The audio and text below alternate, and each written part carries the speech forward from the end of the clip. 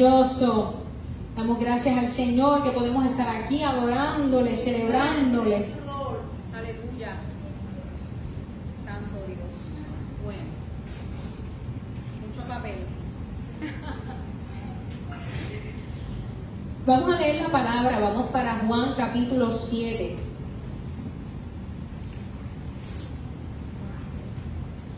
Juan capítulo 7, versículo 24.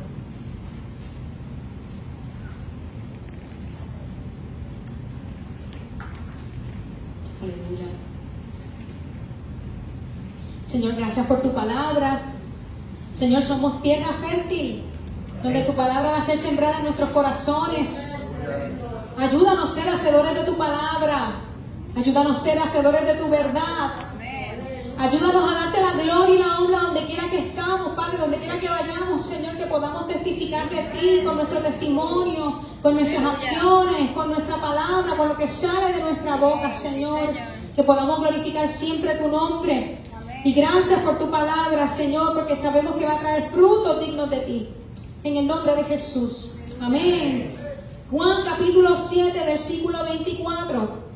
Dice la palabra del Señor: no juzguéis según las apariencias, sino juzgad con justo juicio. Dile a la persona que tienes a tu lado: juzgad con justo juicio. Juzgar con justo juicio.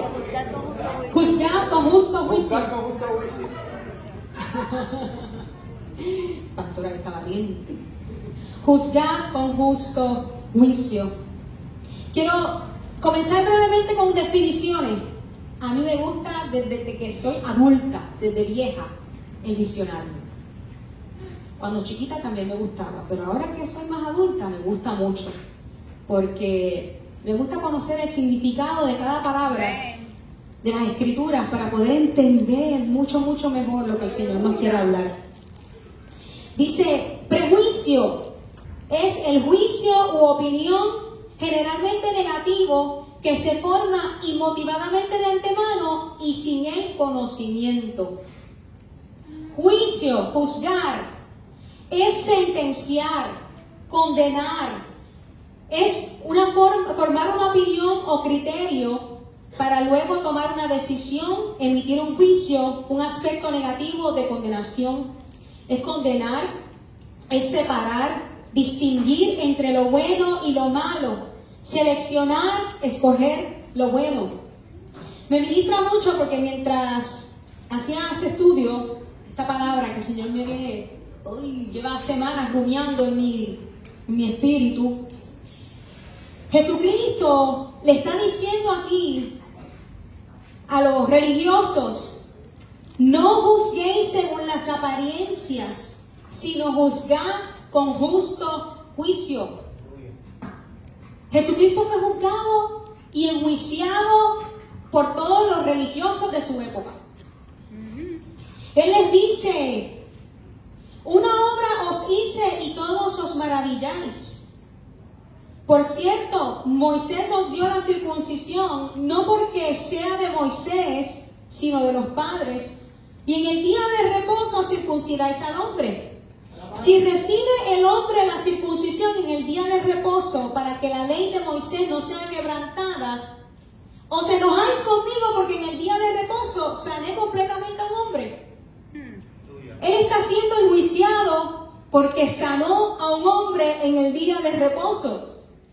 Y el Señor los confronta y le dice: tú no circuncidas a un niño a los 8 días de nacido. Se supone que por la ley, al 8º día del nacimiento, se circuncida al niño, al varón. Y él le dice: ustedes no circuncidan a un varón al 8º día, aunque caiga día de reposo. Entonces ustedes me están enjuiciando a mí porque yo le estoy dando sanidad a un enfermo en el día de reposo. Y Jesucristo le dice: no juzgues según las apariencias, sino juzgad con justo juicio. Aleluya. ¿Por qué uno juzga? ¿Por qué emitimos juicio? Porque juzgamos. Quiero definir la palabra percepción. Percepción es recibir, interpretar, comprender las señales que vienen del exterior. Una imagen mental formada a partir de la experiencia humana. experiencias del diario vivir. No es absoluta, sino que se modifica de acuerdo con el tiempo y las experiencias y mensajes recibidos. Según la palabra, nuestro entendimiento se va renovando continuamente por medio del conocimiento de la palabra. Entonces, una persona que culturalmente recibió un mensaje, que de la niñez recibió rechazo, que vive con una autoestima quebrantada por lo que sufrió en la niñez o en la adolescencia, en la juventud, va a tener una percepción errada. Y va a enjuiciar, va a pasar juicio en base a lo que vivió, en base a lo que tiene registrado en su corazón, almacenado en su base de datos, porque todos tenemos una base de datos, ¿ok? Sin embargo, cuando nosotros renovamos nuestro entendimiento por medio de la palabra, vamos a tener una percepción sana, que es la percepción espiritual. Por eso, los que somos dichosos de poder tener hijos en el Evangelio, en mi caso desde el vientre, y en el caso de ustedes desde que han llegado desde chiquitos, sus hijos, ustedes están sembrando la palabra en el corazón de esos niños para que tengan una percepción correcta, espiritual y no carnal. ¿Ok? Una de las cosas que el Señor me ministraba sobre la percepción es que si yo les doy un mensaje, y lo dialogaba con Marianela en estos días, por escrito, que diga, favor de limpiar los cristales, y se lo doy a Eli, y Eli lo recibe del pastor, ¿cómo Eli va a recibir ese mensaje? Favor de limpiar los cristales. Sin embargo, si recibe el mismo mensaje, favor de limpiar los cristales, y lo envía a la pastora, ¿cómo Eli lo va a recibir? Igual. Eli, ¿cómo lo recibiría? Como lo describió el pastor. ¿Y qué dijo el pastor? ¿Qué dijo el pastor? Con voz gruesa. ¿Cómo? Ahora. ¿Cómo? Fue el mismo mensaje. El mismo mensaje, pero lo dijo el pastor, ¿cómo fue? El pastor lo recibió del pastor, ¿cómo? Ya me olvidé el mensaje. Favor de limpiar los cristales. Ahora. Favor de limpiar los cristales. Y el mismo mensaje lo envió a la pastora. Favor de limpiar los cristales. Y el mismo mensaje lo envió a Marianela. Por favor, limpiar bien.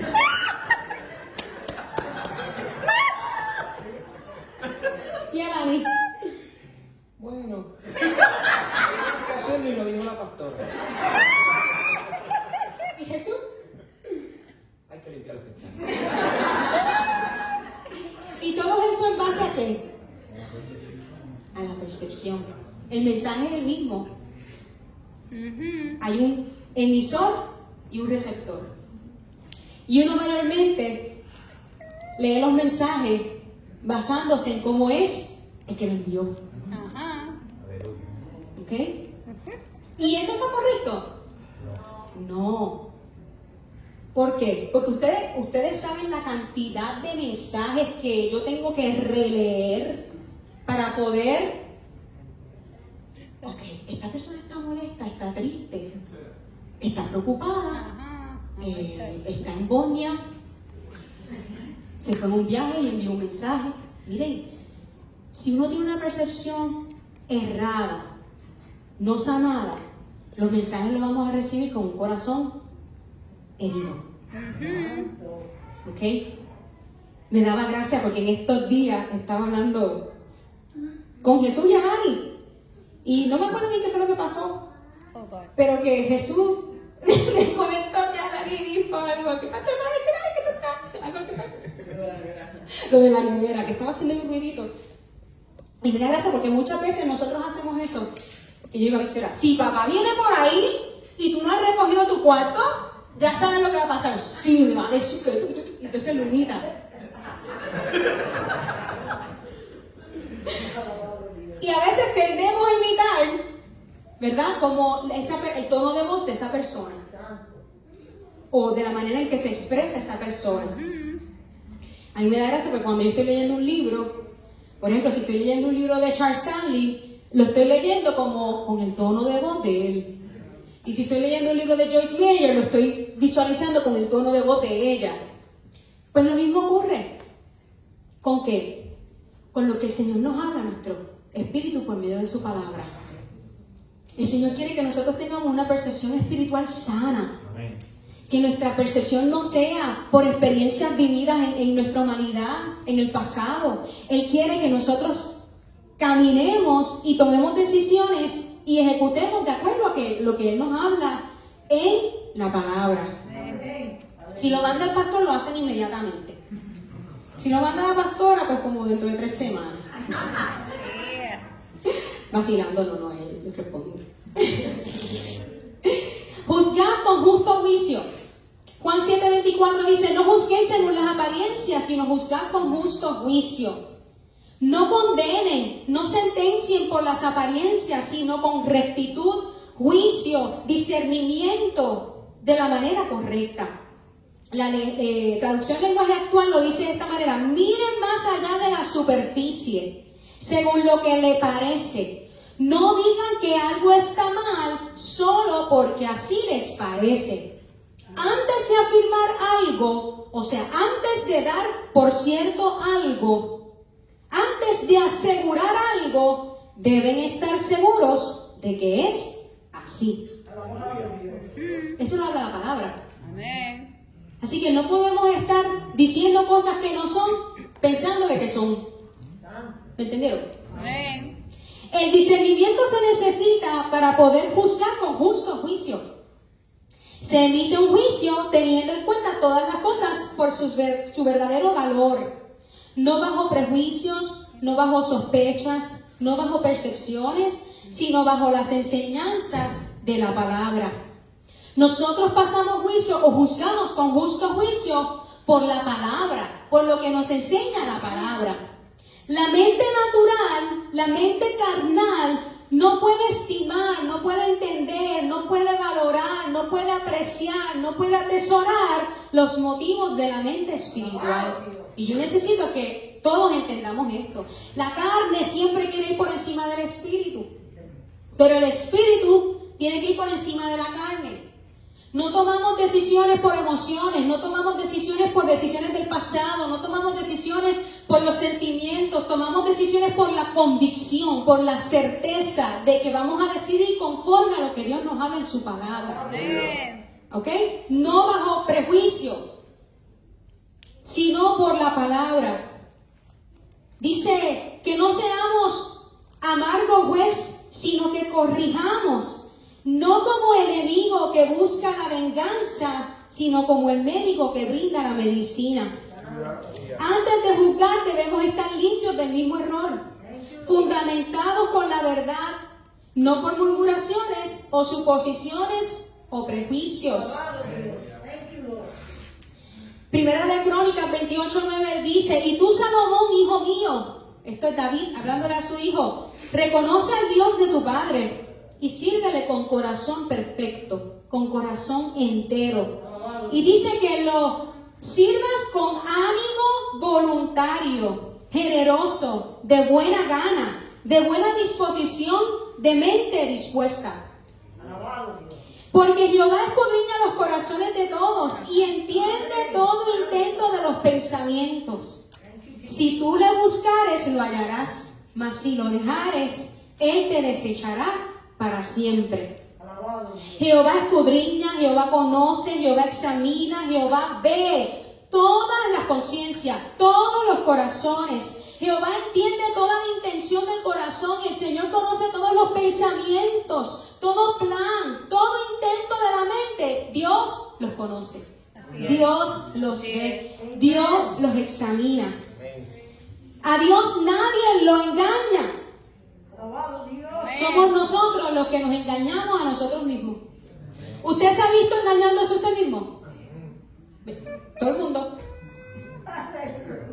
Todo el mundo. Empezaron la dieta el lunes y dijeron, ay, un cantito de este bizcocho no me va a hacer daño. Pero viste, te engañaste. That's it. Así de sencillo. Nos engañamos así de fácil. Un cantito al año no hace daño. Bueno, sigan. sea que estamos comenzando el año. Jehová escudriña las entrañas y los corazones, conociendo así a los justos y a los culpables. Para Jesús, Él enseñó que debemos examinarnos nosotros mismos de dentro hacia afuera. Y quiero traerle dos lecturas. Una está en Mateo, una está en Lucas. Lucas 6, 37, 42 dice: no juzguen a los demás y no serán juzgados. No condenen a otros para que no se vuelva en su contra. Perdonen a otros y ustedes serán perdonados. Den y recibirán. Lo que den a otros les será devuelto por completo, apretado, sacudido, para que haya lugar para más, desbordante y derramado sobre el regazo. La cantidad que den determinará la cantidad que recibirán a cambio. Luego Jesús les dio la siguiente ilustración. ¿Puede un ciego guiar a otro ciego? No. ¿Puede un ciego guiar a otro ciego? No. Caerán los dos en una zanja. Los alumnos, los discípulos, no son superiores a su maestro, pero el alumno que complete su entrenamiento, su discipulado, su capacitación, se volverá como su maestro. O sea, ¿qué significa eso? Que va a tener el conocimiento completo de Jesucristo. No es como que, como ahora yo conozco todo lo que sabe Jesús, yo soy mejor que Jesús. No, sino que vamos a tener el conocimiento pleno de Jesucristo, que es nuestro maestro. ¿Para qué? Para que tomemos decisiones correctas, para que emulemos a Cristo. ¿Cuál es el propósito de ser un alumno de Cristo? Seguir a Cristo. Vivir como Él, vivir para Él, servirle a Él, no es para creernos más. Amén.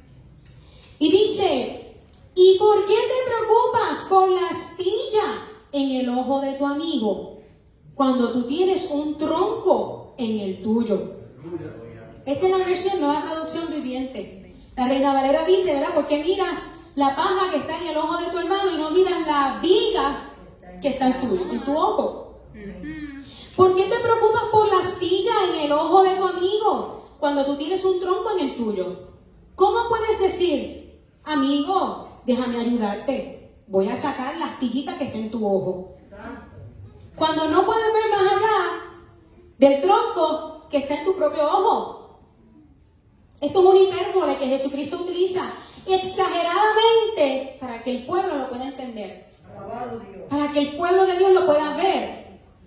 Y le dice: hipócrita, primero quita el tronco de tu ojo, después verás lo suficientemente bien para ocuparte de la astilla en el ojo de tu amigo. Y quiero compararlo, añadir con lo que dice Mateo 7, que dice: no se conviertan en jueces de los demás, y así Dios no los juzgará a ustedes. Si son muy duros para juzgar a otras personas, Dios será igualmente duro con ustedes. Él los tratará como ustedes traten a los demás. ¿Por qué te fijas en lo malo que hacen otros y no te das cuenta de las muchas cosas malas que haces tú? Alaba. Es como si te fijaras en el ojo del otro, que en el ojo del otro hay una basurita, y no te dieras cuenta que en tu ojo hay una rama. ¿Cómo te atreves a decirle a otro, déjame sacarte la basurita que tienes en el ojo, si en tu ojo tienes una rama?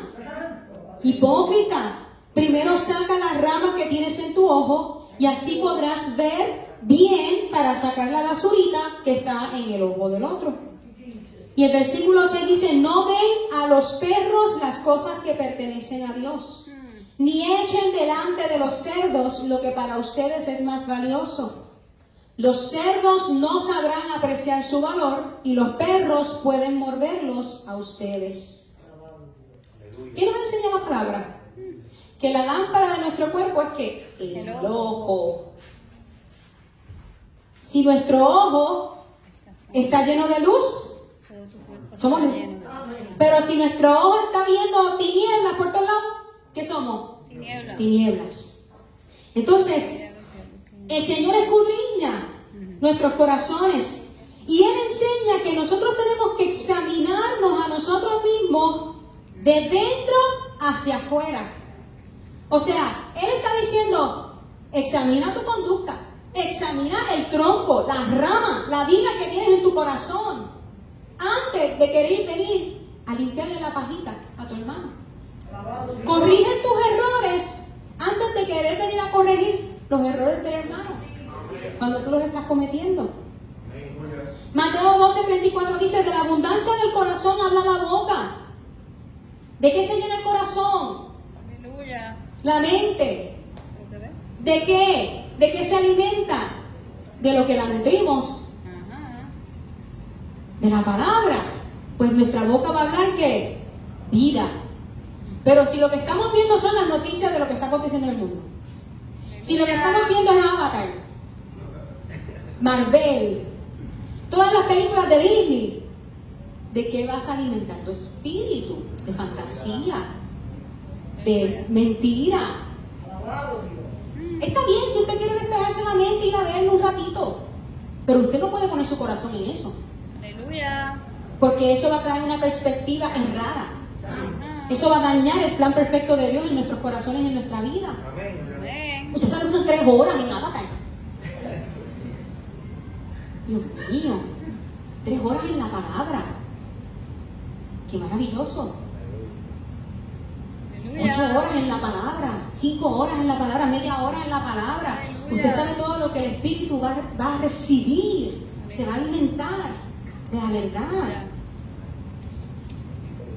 Mateo 15:18 dice, lo que sale de la boca viene del corazón y eso contamina al hombre. La palabra enseña que en el día del juicio seremos juzgados no solo por las obras externas de los hombres, sino también la intención del corazón, nuestra actitud interna. Y la hipocresía va a ser juzgada con severidad. ¿Usted sabe por qué Jesús les llamaba hipócritas? A los religiosos, a los fariseos, a los saduceos. ¿Usted sabe lo que era un hipócrita en esos tiempos? Era un actor que utilizaba una máscara para hacer un show. Y era una proyección al frente y una cara atrás, 2 caras. Y el Señor le dice, eres un hipócrita. Tú quieres venir a corregir a tu hermano cuando tu pecado es mayor que el de tu hermano. Aleluya. ¿Qué juzgamos? Juzgamos lo bueno y lo malo basándonos en la palabra. ¿Qué juzgamos? Nuestros pecados, nuestros errores. ¿Qué juzgamos? Las falsas enseñanzas, los falsos profetas. Amén. ¿Qué juzgamos? El pecado cuando uno no está cometiendo ese pecado. Amén. ¿Qué juzgamos? El discernimiento de espíritu, que es la distinción, la clara diferenciación de lo que es de Dios y de lo que no es de Dios. Amén. ¿Qué hizo Jesús? Jesús denunció a los falsos profetas, a los falsos maestros, a los religiosos de esa época. Jesús les dijo, son unos hipócritas, son guías ciegos. Les dijo que eran sepulcros blanqueados. Les dijo que eran serpientes y generación de víboras. Todo eso está en Mateo 23, 34, lean en su casa. Para muchos, este lenguaje es uno inaceptable y ofensivo. Jesús les dijo la verdad y los confrontó con su iniquidad. A Jesús lo juzgaban los religiosos por sanar a los enfermos el día de reposo. A Jesús lo juzgaban por recoger espigas el día de reposo, por estar acompañado por los pecadores, por las prostitutas, por los fornicarios, por los recolectores de impuestos.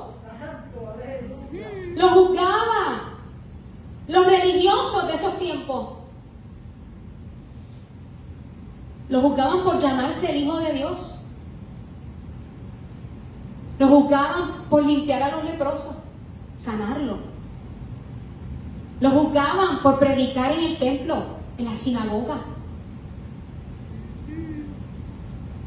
Verdaderamente eso era un justo juicio. Y nosotros nos hemos visto como los fariseos y los religiosos juzgando al hermano, a la hermana, los pastores, los ministerios. Jesús siempre los confrontó con la condición del corazón. Les mostraba la condición de sus corazones. Amén. Juzgas a tu papá, juzgas a tu mamá, juzgas a tu hermano, a tu hermana, juzgas a tu esposo, juzgas a tu esposa. Sin antes orar a Dios. Sin antes saber que Dios está tratando en esa persona. Sin antes preguntarle al Señor, ¿cómo yo puedo ser útil para esa vida, para que pueda conocerte más a ti?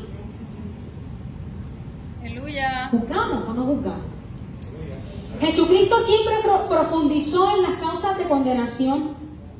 Vamos a dar cuenta de toda palabra, de todo juicio, de toda calumnia, de todo menosprecio, de todo rechazo que hayamos aplicado a nuestro prójimo.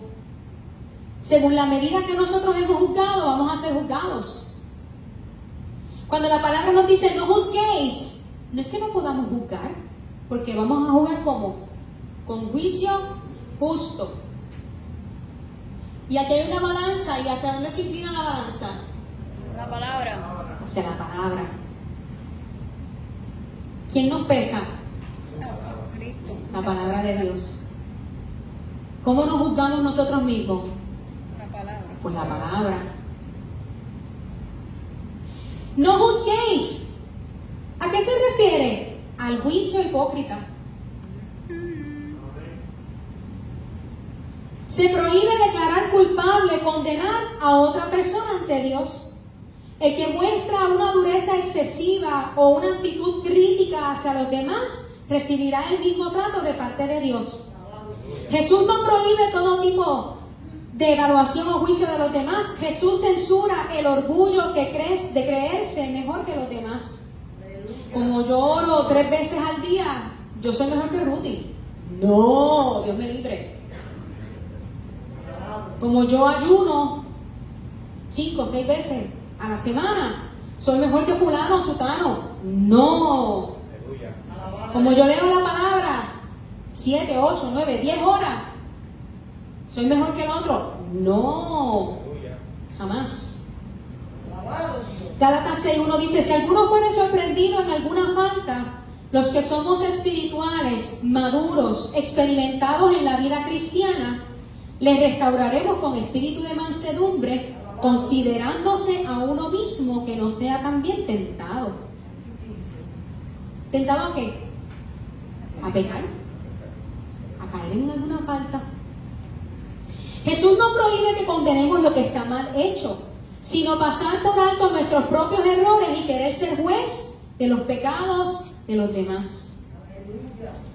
¿Por qué enfocarse en la astilla, en la pajita, en el ojo de tu hermano, si estás ciego al tronco de tu propio ojo? Aleluya. No podemos forzar la verdad sobre los rebeldes que la rechazan, ni a los difamadores, buscafaltas o criticones. En la antigüedad, por eso Jesús le dice, no le den a los perros las cosas que le pertenecen a Dios, ni echen delante de los cerdos lo que para ustedes es más valioso, lo que es santo. Los cerdos no saben apreciar su valor y los perros pueden morderlos a ustedes. Los perros te van a atacar.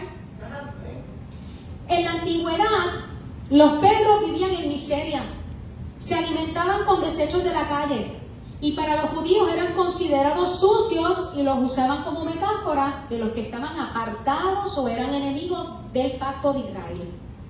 Los cerdos eran rechazados por los judíos porque era considerado un animal inmundo según Levítico, ¿verdad? Un animal impuro, ¿verdad? Que Dios ordenó en Levítico unos animales que eran considerados impuros, que eran inmundos. Y el cerdo era considerado impuro e inmundo. Las perlas representan el gran valor del mensaje del reino de los cielos. Como creyentes tenemos que ser misericordiosos, perdonadores y lentos para juzgar, pero debemos evaluar con sabiduría el verdadero carácter y la verdadera intención de las personas para no seguir proclamando el evangelio una y otra vez a aquellos que lo rechazan rotundamente, dirigiéndonos entonces a aquellos que sí quieren recibirlo. Me ministró mucho porque no le podemos tirar perlas a los cerdos, no le podemos tirar la palabra a los rebeldes que no quieren recibirla, porque lo que hacen es pisotearla, porque lo que hacen es rechazarla. Sin embargo, Dios nos va a dirigir a llevarle la palabra a aquellos que verdaderamente quieren recibir la palabra del reino de Dios y que van a atesorarla. Amén. Dice, no juzguéis, no condenéis. Dice Lucas, perdonen. ¿Verdad? Lucas no lo dice Jesús en Lucas. Perdonen para que sean perdonados. Den para que siempre tengan. Porque si nosotros damos, Dios nos da. Y Él habla del bienestar de los demás. Dice que si nosotros damos, se nos dará más.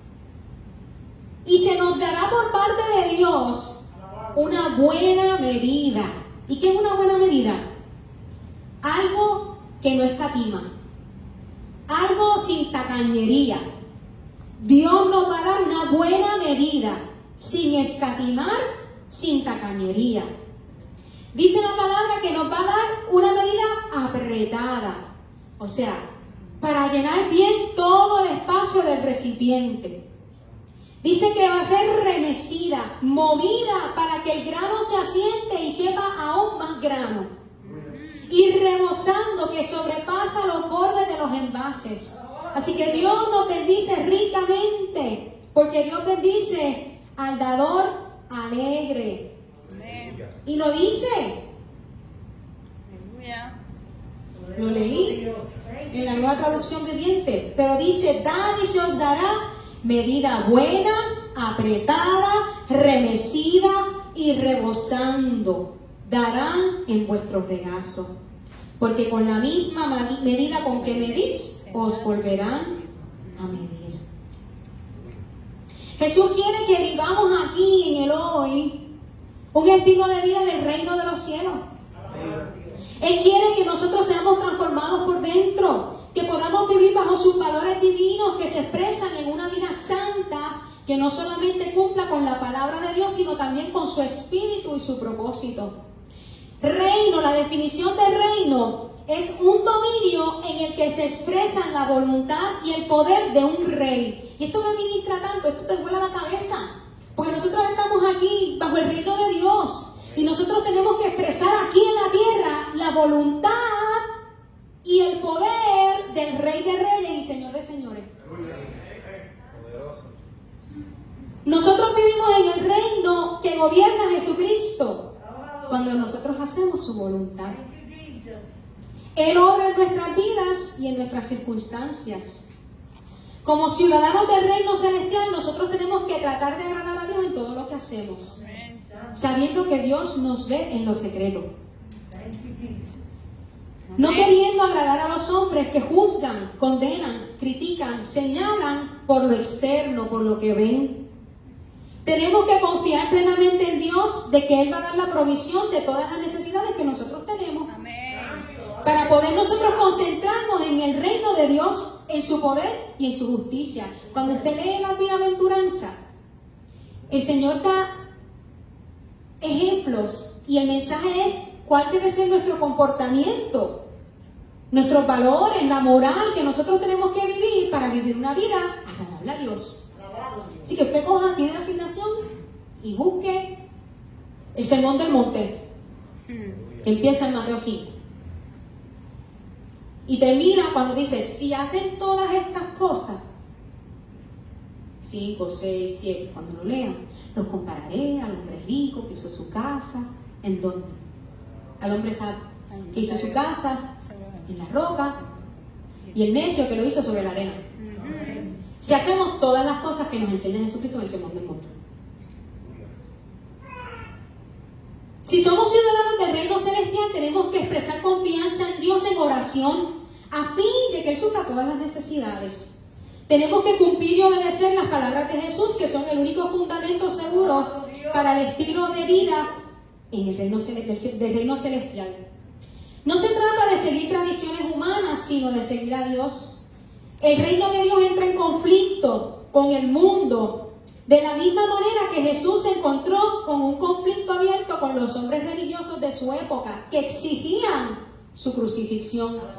Jesucristo entró en un conflicto con los religiosos, con los líderes religiosos de su época. ¿Quién venció? ¿Quién ganó?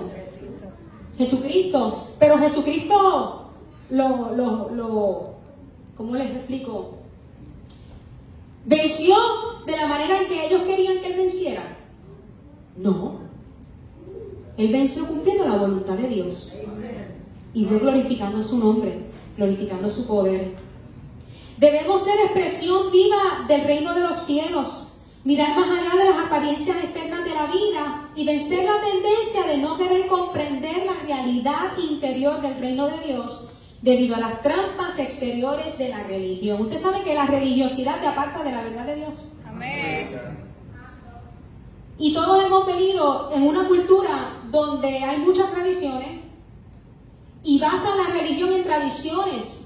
Y cuando leemos la palabra nos da libertad. La palabra nos hace libres para que vivamos una vida en el favor y la gracia de Dios, juzgando con juicio justo, comenzando con uno. Jesús hizo 4 advertencias contra supuestos caminos aceptables que van a llevarnos cada vez más lejos de la presencia de Dios en nuestra vida diaria. La primera fue la espiritualidad aparente. Jesús nos dice que nos guardemos de hacer nuestra justicia delante de los hombres para ser visto de ellos. El desear ser reconocido por los hombres y ser visto con respeto, desear el liderazgo para ser visto y reconocido por el hombre, son considerados juegos religiosos que nos apartan de la realidad del reino de Dios. En los tiempos, ¿verdad?, de Cristo, se tocaban trompetas, ¿para qué? Para que vieran a los religiosos dándole limosna a los pobres. Hacían tutú, bueno, estoy yo aquí pensando, ¿verdad? Tocaban trompeta y esa es la señal: pobres vengan que te vamos a dar limosna. Tutú. Entonces, para ellos eso era, mírenme, como yo obedezco la ley, la palabra de Dios. Esos son juegos religiosos. La oración, cuando un hombre quería orar, se ubicaba en la esquina de una calle transitada o a una sinagoga repleta de personas y se ponía de pie a orar en voz alta. Señor, aquí estoy, como ¿verdad? La palabra habla del que dice yo hice esto, yo hice lo otro, yo diezmo, yo ofrendo. Y el otro dice, Señor, yo soy un pobre pecador.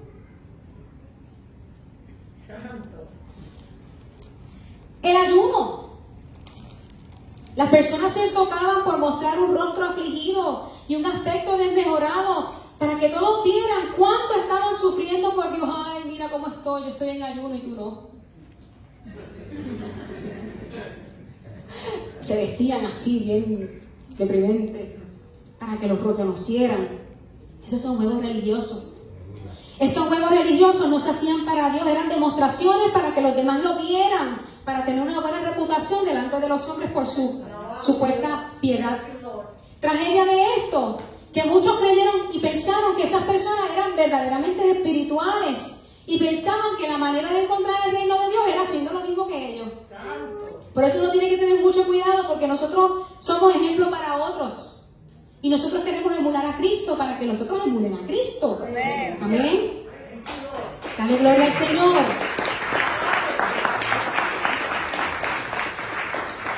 Alguien que procuraba agradar a Dios era fácilmente atraído al estilo de vida de apariencias. Jesús instruyó, y quiero que esté atento, estoy terminando casi. Mas tú, cuando des limosna, no sepa tu izquierda lo que hace tu derecha, para que sea tu limosna y diga en secreto. En secreto. Amén. En secreto. Y tu Padre que ve en lo secreto te recompensará en público. Pero el Señor conoce si tú estás dando para que Dios te recompense en público, porque el Señor ve todas las condiciones del corazón. Yo lo voy a hacer. Señor, pues yo voy a ir a los secretos porque tú me vas a recompensar en público. El Señor ve la condición y la intención del corazón. En la oración el Señor le dijo: entra en tu aposento, ora a tu Padre que está en secreto. Y tu Padre que ve en lo secreto te recompensará en público. No buscamos el reconocimiento en público. El ayuno Vese solo por el Padre que está en secreto. Y tu Padre que ve en lo secreto te recompensará en público. ¿Cómo agradamos a Dios? Teniendo una relación con nuestro Dios. ¿En dónde? En lo secreto. ¿En dónde? En lo secreto. Teniendo conciencia de que Él está presente, aunque invisible. Actuando de forma que le agrade a aquel que nos ve en lo secreto. ¿Y qué es en lo secreto? En lo reservado, en la intimidad, en lo oculto. Donde nos ve ¿quién? Dios. Dios. El único que nos ve en todas partes. Porque yo no veo lo que ustedes hacen en su casa, pero Dios lo ve. ¿Y por qué es importante? El mundo que nos rodea no puede ver al Padre. En el mundo que vivimos, no ven al Padre, no ven a Dios, no ven al Espíritu Santo, no ven a Jesús. ¿Por qué? Porque no están en lo secreto. Aleluya. Aún hermanos en la fe que vienen a la iglesia pueden estar no viendo las señales visibles de milagros del Espíritu Santo de Dios, de su presencia. En nuestros tiempos, antes de que Jesús venga con poder y gloria, el reino y el Padre existen en secreto, aquí, en el ahora.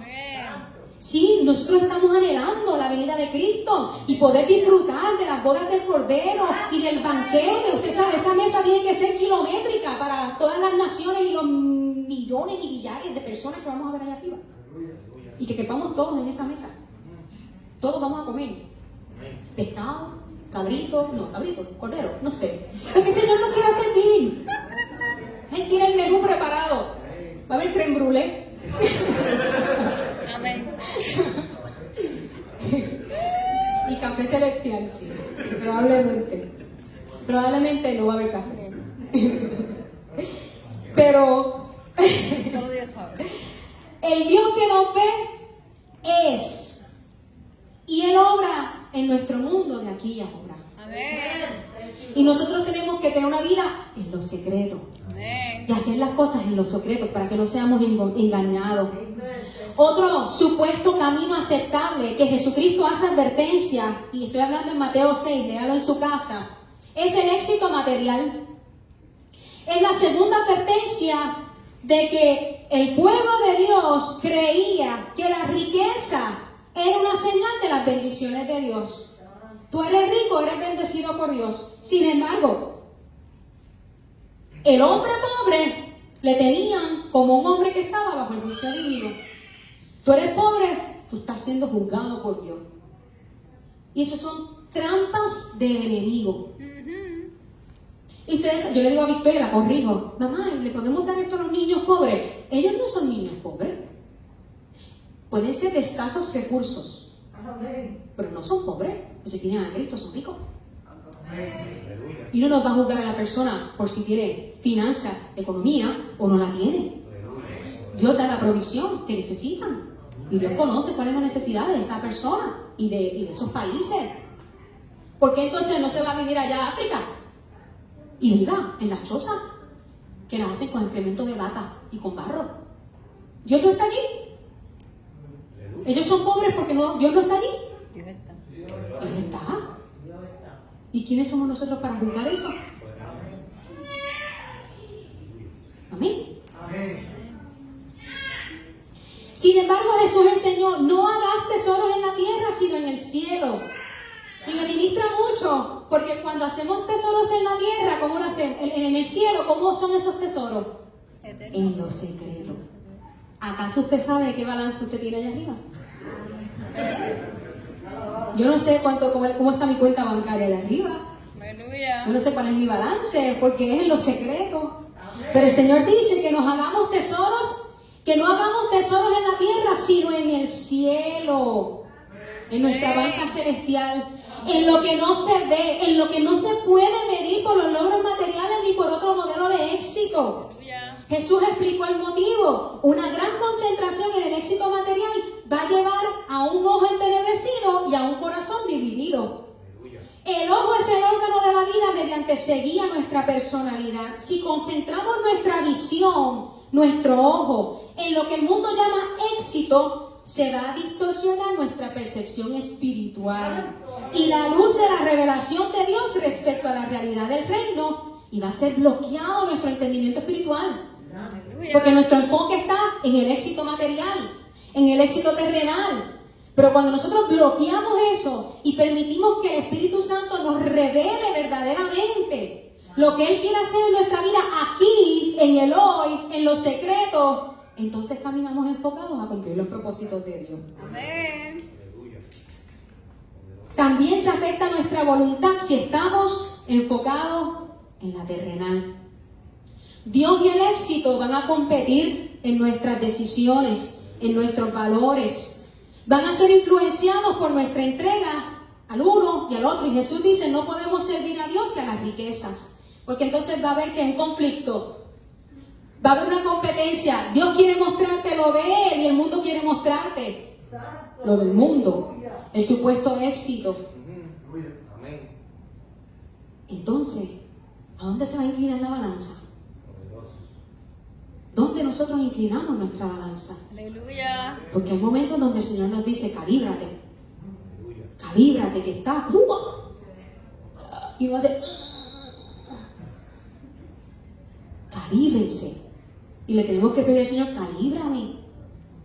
Calíbrame. Equilíbrame, dame ese balance. Que yo pueda caminar. Hay una línea tan estrecha entre libertad y libertinaje. Entre santidad y religiosidad, entre el juicio justo y el juicio hipócrita. ¿Cómo podemos encontrar ese límite? ¿Cómo podemos encontrar esa línea? En lo secreto. Es de la única manera. En lo secreto con Dios. No es en lo secreto viendo Netflix. No es en lo secreto escuchando música chabacana. No es en lo secreto viendo noticias del mundo. En lo secreto leyendo la palabra, orando, adorando, hablando con Dios. Amén. Para ir más lejos aún, Jesús enseñó que no tenemos que estar ansiosos por nuestras necesidades. Si nosotros rechazamos la acumulación de tesoros terrenales, nos vamos a poder enfocar en cumplir su reino, su justicia, su verdad. Vivir en el reino de Dios es abandonar nuestra vida a los cuidados de nuestro Padre Celestial, para concentrarnos en su reino y su justicia. La tercera advertencia es sobre el no juzgar.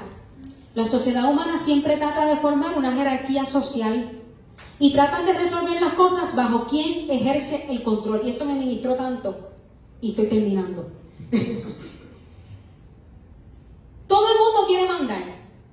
¿Y por qué los militares y las empresas establecen una cadena de mando? ¿Por qué, pastor? Una jerarquía. ¿Por qué? Hay un orden. Porque si no, no hay orden, porque todo el mundo quiere mandar. Ajá. El orden trae bendición y espiritualmente hay una jerarquía. Hay un orden.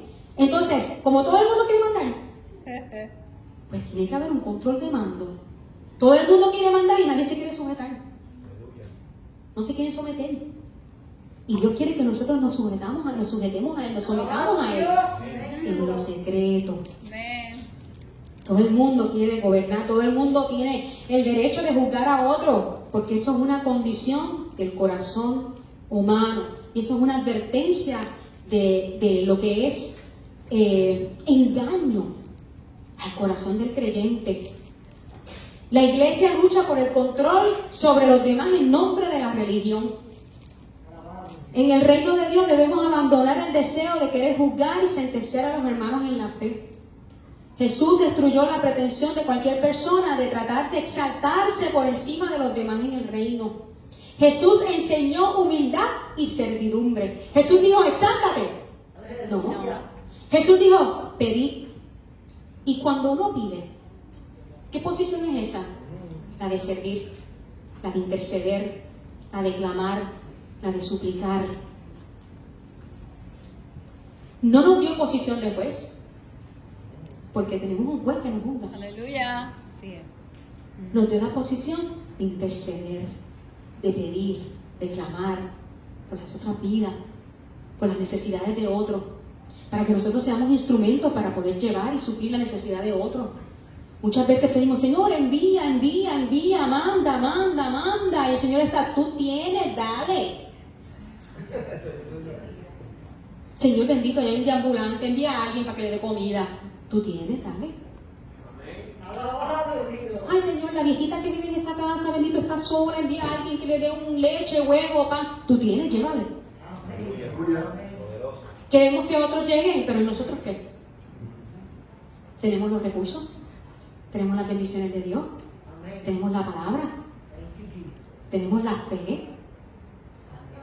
¿Qué estamos haciendo, iglesia? Aleluya. Y la cuarta advertencia que Jesús da era sobre los falsos líderes. Jesús terminó concentrando su atención en las personas que llamaban a Jesús Señor, pero que van a tratar de usar y atacar ferozmente a su rebaño. ¿De qué manera se reconoce al falso profeta?